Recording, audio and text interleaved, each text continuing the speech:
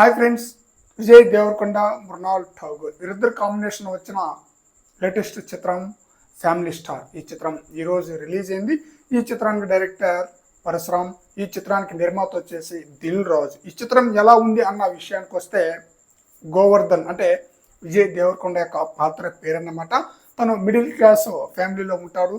వాళ్ళ ఇంటి యొక్క బాధ్యత మొత్తం తనే తీసుకుంటాడు అనమాట. ఇద్దరు అన్నదమ్ములు ఉంటారు, ఇద్దరు వదినలు, అలాగే పిల్లలు, ఒక బామ్మ. వీళ్ళందరి బాధ్యత తనే చూసుకుంటూ ఉంటాడనమాట. మిడిల్ క్లాస్ యొక్క కష్టాలు ఎలా ఉంటుందో మనకు అందరికీ తెలిసిందనమాట. మిడిల్ క్లాస్ ఫ్యామిలీ కాబట్టి తను ఎంతో రిస్క్ తీసుకొని చాలా జాగ్రత్తగా ఆ కుటుంబ బాధ్యతలు తీసుకుంటున్న సమయంలో తన యొక్క జీవితంలోకి హిందూ వస్తుంది అనమాట. అంటే మృణాల్ ఠాకూర్ తన జీవితంలోకి వస్తుంది.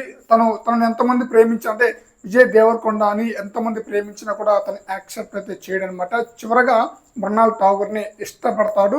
బట్ ఇష్టపడిన మరుక్షణమే మృణాల్ ఠాగూర్ని మిస్బిహేవ్ చేసుకుని తనకి దూరం అవ్వాలని చెప్పేసి ప్రయత్నిస్తే మళ్ళీ దగ్గర అవుతారనమాట. తను ఒక CEO అనమాట. అక్కడ ఇంటర్వ్యూ ముందు ట్విస్ట్ అయితే చాలా బ్రహ్మాండంగా ఉంటుంది.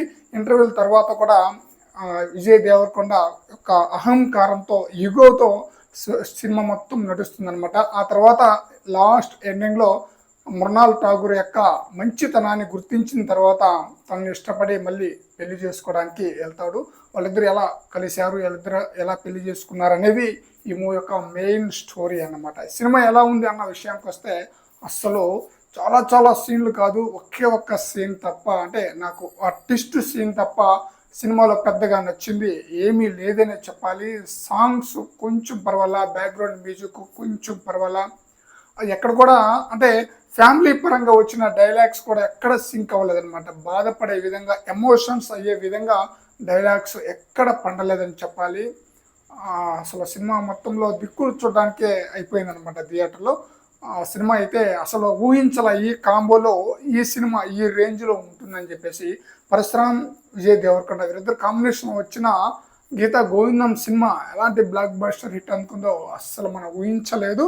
బట్ ఆ రేంజ్లో ఉండకపోయినా కొంచెం పర్వాలేదు అనిపించినా బాగుంటుందిలే అనుకున్నాం. అంతేకాకుండా ఈ మూవీకి నిర్మాత వచ్చేసి దిల్ రాజు యొక్క సినిమాలు ఫ్యామిలీ ఆడియన్స్కి ఏ విధంగా ఆకట్టుకుంటుందో మనకు అందరికీ తెలిసింది. తన యొక్క సినిమాలు ఫ్యామిలీ సినిమాలు బాగా ఆకట్టుకుంటుంది అనమాట. బట్ ఆ ఎక్స్పెక్టేషన్తోనే సినిమాకి వెళ్తే సినిమా అనేది అస్సలు బాగాలేదని చెప్పాలి.